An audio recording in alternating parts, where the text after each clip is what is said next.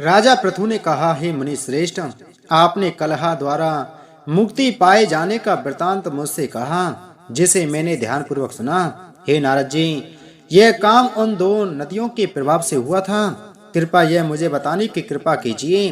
नारद जी बोले, हे राजन, कृष्णा नदी साक्षात भगवान श्री कृष्ण महाराज का शरीर और बेणी नामक नदी भगवान शंकर का शरीर है। इन दोनों नदियों के संगम का महत्तम श्री ब्रह्मा जी भी वर्णन करने में समर्थ नहीं है।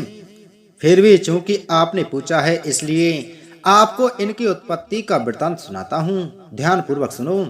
चाक्षसु मनवंतर के आरंभ में ब्रह्मा जी ने सह पर्वत के शिखर पर यज्ञ करने का निश्चय किया। वह भगवान विष्णु, भगवान शंकर तथा समस्त देवताओं सहित यज्ञ की सामग्री लेकर उस पर्वत के शिखर पर गए। महर्षि भृगु आदि ऋषियों ने ब्रह्म मुहूर्त में उन्हें दीक्षा देने का विचार किया। तत्पश्चात भगवान विष्णु ने ब्रह्मा जी की भार्या त्वरा को बुलवाया। वह बड़ी धीमी गति से आ रही थी। इसी बीच में भृगु जी ने भगवान विष्णु से पूछा, हे प्रभु, आपने त्वरा को शीघ्रता से बुलाया था, वह क्यों नहीं आई? ब्रह्म मुहूर्त निकल जाएगा। इस पर भगवान विष्णु बोले, यदि त्वरा यथा समय यहाँ नहीं आती है तो आप गायत्री को ही स्त्री मानकर दीक्षा विधान कर दीजिए। क्या गायत्री पुण्य कर्म में ब्रह्मा जी की स्त्री नहीं हो सकती? नारद जी ने कहा, हे राजन, भगवान विष्णु की इस बात का समर्थन भगवान शंकर जी ने भी किया। यह बात सुनकर भृगु जी ने गायत्री को ही ब्रह्मा जी के दाईं ओर बिठाकर दीक्षा विधान आरंभ कर दिया। जिस समय ऋषि मंडल गायत्री को दीक्षा देने लगा, उसी समय त्वरा भी यज्ञ मंडल में आ पहुंची। ब्रह्मा जी के दाईं ओर गायत्री को बैठा देखकर ईर्ष्या से कुपित होकर त्वरा बोली, जहाँ अपूज्यों की पूजा और पूज्यों की अप्रतिष्ठा होती है, वहां पर दुर्भिक्ष, मृत्यु तथा भय तीनों अवश्य हुआ करते हैं। यह गायत्री ब्रह्मा जी की दाईं ओर मेरे स्थान पर विराजमान हुई है, इसलिए यह अदृश्य बहने वाली नदी होगी।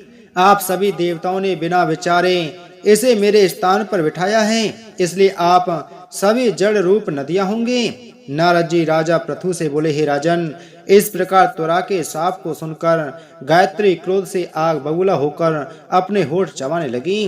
देवताओं के मना करने पर भी उसने उठकर त्वरा को शाप दे दिया। गायत्री बोली, त्वरा, जिस प्रकार ब्रह्मा जी तुम्हारे पति हैं, उसी प्रकार मेरे भी पति हैं।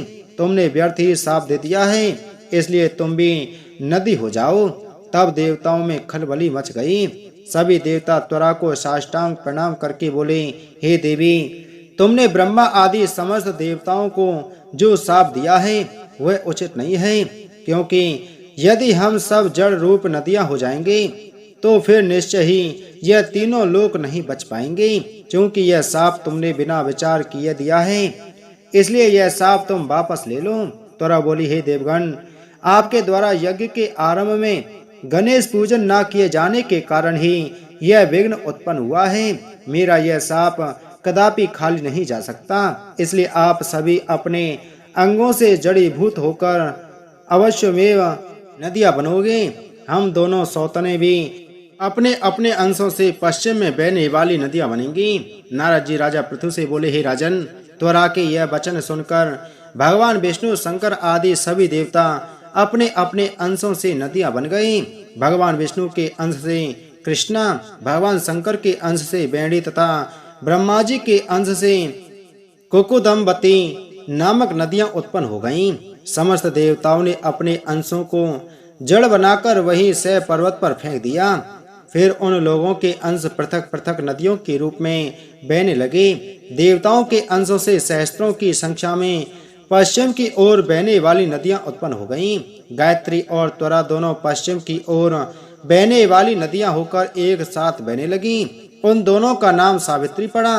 ब्रह्मा जी ने यज्ञ स्थान पर भगवान विष्णु तथा भगवान शंकर की स्थापना की। दोनों देवता महाबल तथा अतिबल के नाम से प्रसिद्ध हुए। हे राजन, कृष्णा और वेणी नदी की उत्पत्ति का यह वर्णन जो भी मनुष्य सुनेगा या सुनाएगा, उसे नदियों के दर्शन और स्नान का फल प्राप्त होगा। कार्तिक मास महत्तम 29वां अध्याय संपूर्ण। बोल विष्णु भगवान की जय हो।